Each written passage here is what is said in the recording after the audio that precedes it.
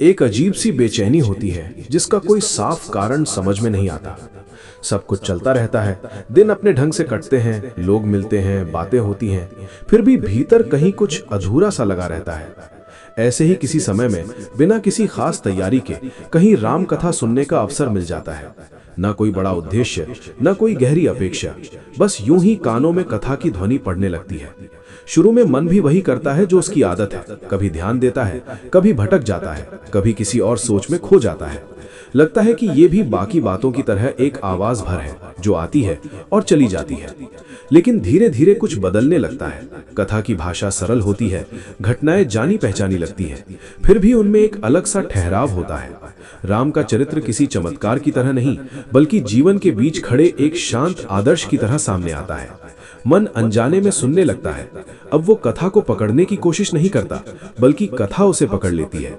यही वो पहला मोड़ होता है जहां मन बिना बताए अपनी दिशा बदलना शुरू कर देता है।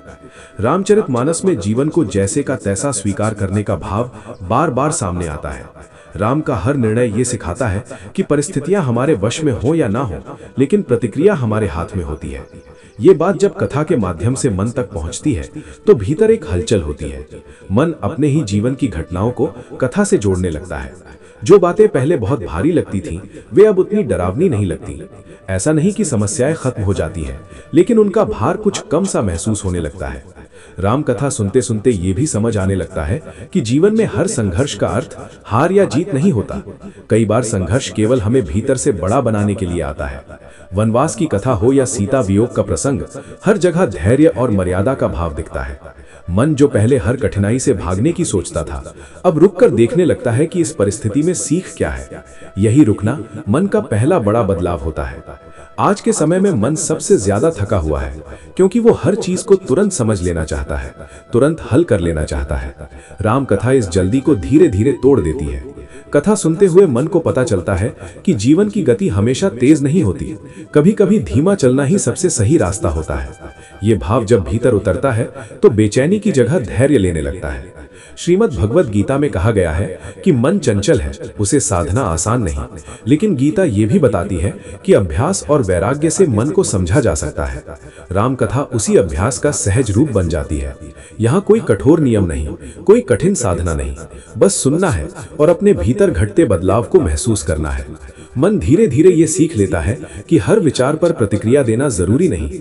कबीरदास ने कहा था कि जहां मन ठहर गया वहीं राम मिल गए। राम कथा सुनते सुनते ये बात अपने आप समझ में आने लगती है।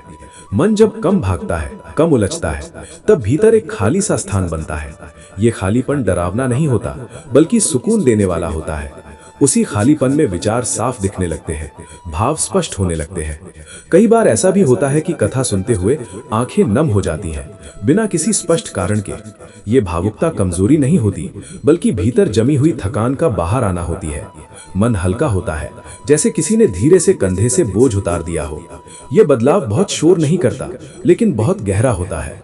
राम कथा का सबसे बड़ा असर यह होता है कि मन दूसरों को देखने का तरीका बदल देता है।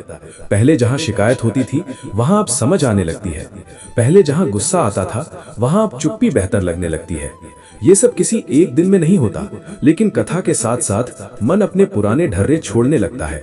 सूरदास के पदों में जो प्रेम और समर्पण दिखाई देता है, वही भाव कथा के बीच बीच में मन को छूता है।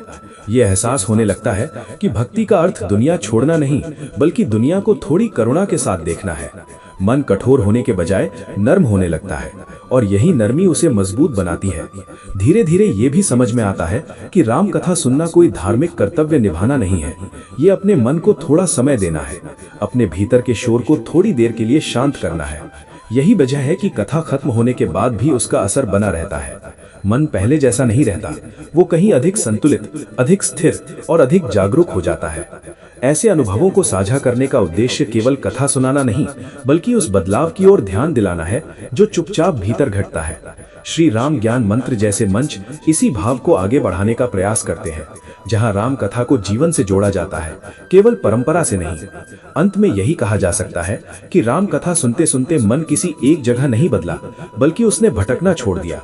उसने रुकना सीखा, सुनना सीखा और खुद को समझना शुरू किया। यही बदलाव सबसे शांत होता है, क्योंकि वो बिना शोर के, बिना घोषणा के भीतर घटता है। अगर ये अनुभव आपके मन से जुड़ता है, अगर आपको लगता है कि राम कथा आपके भीतर भी कुछ बदल रही है, तो वीडियो को लाइक करें, अपने विचार कमेंट में साझा करें, इसे उन लोगों के साथ शेयर करें जिन्हें इसकी जरूरत हो सकती है, और चैनल को सब्सक्राइब करना ना भूलें। बेल आइकॉन ऑन करें ताकि ऐसी ही शांत, गहरी और जीवन से जुड़ी कथाएं आगे भी आपके साथ चलती रहें।